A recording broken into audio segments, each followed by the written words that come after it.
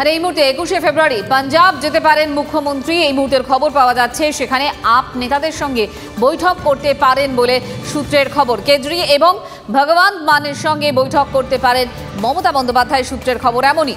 স্বর্ণ মন্দিরেও যেতে পারেন মমতা। কংগ্রেসকে বাদ রেখে আঞ্চলিক দল নিয়ে জোট গঠনের চেষ্টা, এই জল্পনা ইতিমধ্যেই শুরু হয়েছে। কৃষক আন্দোলনের মধ্যেই মমতার পাঞ্জাব সফর তাৎপর্যপূর্ণ। ইতিমধ্যে কৃষক আন্দোলনকেও সমর্থন জানিয়েছেন মমতা। 21শে ফেব্রুয়ারি পাঞ্জাব যেতে পারেন মুখ্যমন্ত্রী, সেখানে আপ নেতাদের সঙ্গে বৈঠক করতে পারেন বলে সূত্রের খবর। কেজরি এবং ভগবন্তের সঙ্গে বৈঠক করতে পারেন মমতা বলে সূত্রের খবর।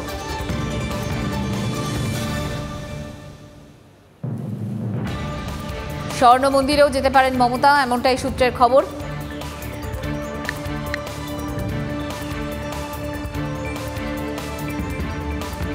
জ্যোতির্ময় কর্মকার আমাদের প্রতিনিধি আমাদের সঙ্গে রয়েছেন। জ্যোতির্ময়, একদিকে যখন দেখছি আমরা ইন্ডিয়া জোট নিয়ে ডামাডোল, অন্যদিকে দেখছি কৃষক আন্দোলন আবারও মাথাচাড়া দিচ্ছে। এরকম একটা সময়ে ভগবন্ত মান অরবিন্দ কেজরিওয়ালের সঙ্গে দেখা করতে পাঞ্জাব যাচ্ছেন এ রাজ্যের মুখ্যমন্ত্রী, মানে তৃণমূল কংগ্রেস সুপ্রিমো মমতা বন্দ্যোপাধ্যায়। ইকুয়েশন কি?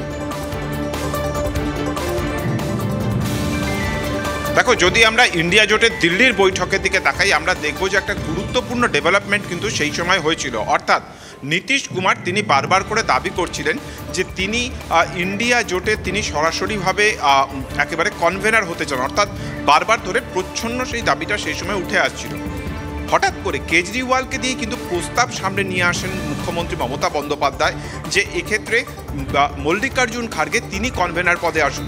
এবং সেই সময় থেকে যে বিষয়টা পুরোপুরিভাবে স্পষ্ট হয়ে যায় আমাদের সামনে, যে একেবারে যে কেজরিওয়ালকে সঙ্গে নিয়ে মুখ্যমন্ত্রী মমতা বন্দ্যোপাধ্যায় তিনি একটা সমান্তরাল জোট তৈরির চেষ্টা করছেন। অর্থাৎ কোথাও কংগ্রেসকে বাদ রেখে একটা নতুন করে কোনো জোট তৈরির চেষ্টা মমতা বন্দ্যোপাধ্যায় করছিলেন। এবং যখন এই সময় দাঁড়িয়ে কংগ্রেসের সঙ্গে বাংলায় পথ চলা হবে না বলে মমতা বন্দ্যোপাধ্যায় স্পষ্ট জানিয়ে দিয়েছেন, সেই সময়ে হঠাৎ করে মমতা বন্দ্যোপাধ্যায়ের লোকসভা নির্বাচনের আগে সরাসরিভাবে পাঞ্জাব পৌঁছে যাওয়া, অরবিন্দ কেজরিওয়াল ভগবন্ত মানের সঙ্গে বৈঠক করা, এটা অত্যন্ত গুরুত্বপূর্ণ একটা সিদ্ধান্ত। এবং অবশ্যই যে সময় কৃষকদের আন্দোলন চলছে, মমতা বন্দ্যোপাধ্যায় ইতিমধ্যেই সমর্থন জানিয়েছেন, সেই সময় তার এই পাঞ্জাবের মাটিতে পৌঁছে যাওয়া অত্যন্ত গুরুত্বপূর্ণ একটা ঘোষণা বলেই কিন্তু মনে করছে রাজনৈতিক মহল।